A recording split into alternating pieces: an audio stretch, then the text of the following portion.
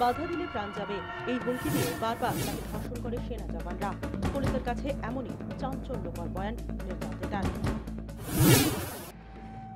সেনা কামরায় উঠে পড়ার মাসুল এভাবে গুনতে হবে ভাবেওনি বছর 14 মঙ্গলবার হাওড়ায় পুলিশের কাছে বয়ান দিল নির্যাতিতা। বয়ান থেকে স্পষ্ট 3 সেনা জওয়ানের নির্মম চেহারাটা। নির্যাতিতার বয়ান অনুযায়ী ট্রেনে ওঠার পর থেকেই সেনা জওয়ানরা তার সঙ্গে কথাবার্তা শুরু করে। বর্ধমানের কিছু আগে তাকে তরল পানীয় দেওয়া হয়। কিছুটা আচ্ছন্ন হতেই তার উপর চড়াও হয় 2 জওয়ান। প্রথমে কামরা ও পরে শৌচাগারে নিয়ে গিয়ে 5-6 বার তাকে ধর্ষণ করা হয়। বাধা দিতে গেলে চলন্ত ট্রেন থেকে ছুঁড়ে ফেলে দেওয়ার হুমকি দেয় জওয়ানরা। এদিন সকালে মধুপুর থেকে হাওড়া নিয়ে আসা হয় এই ঘটনায় ধৃত মঞ্জুরি ত্রিপাঠীকে। হাওড়া জিআরপির আধিকারিকদের সঙ্গে দেখা করে সেনার ইস্টার্ন কমান্ডের একটি দল। ফেরার 2 সেনা জওয়ান সম্পর্কে পুলিশকে বিস্তারিত তথ্য দেন তারা।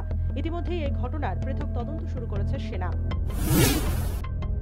পলাতক 2 জওয়ানের হদিশ পেতে তল্লাশি জোরদার করেছে পুলিশও। খতিয়ে দেখা হচ্ছে হাওড়া স্টেশনের সিসিটিভি ফুটেজ। ঠিক কোন জায়গায় ওই 2 জওয়ান ট্রেন থেকে নেমেছে তা জানতে খতিয়ে দেখা হচ্ছে মধুপুর ও লাগোয়া স্টেশনগুলির সিসিটিভি ফুটেজও। ধৃত মঞ্জুরি ত্রিপাঠীর বিরুদ্ধে 376 ডি অর্থাৎ গণধর্ষণ ও পক্সো অ্যাক্টের 4 ও 8 নম্বর ধারায় মামলা রুজু করেছে হাওড়া জিআরপি। অন্যদিকে মঙ্গলবার নির্যাতিতার মেডিকেল পরীক্ষা হয়েছে। হাওড়া জেলা ম্যাজিস্ট্রেটের কাছে গোপন জবানবন্দি দেয় নির্যাতিতা। ব্যুরো রিপোর্ট 24 ঘন্টা।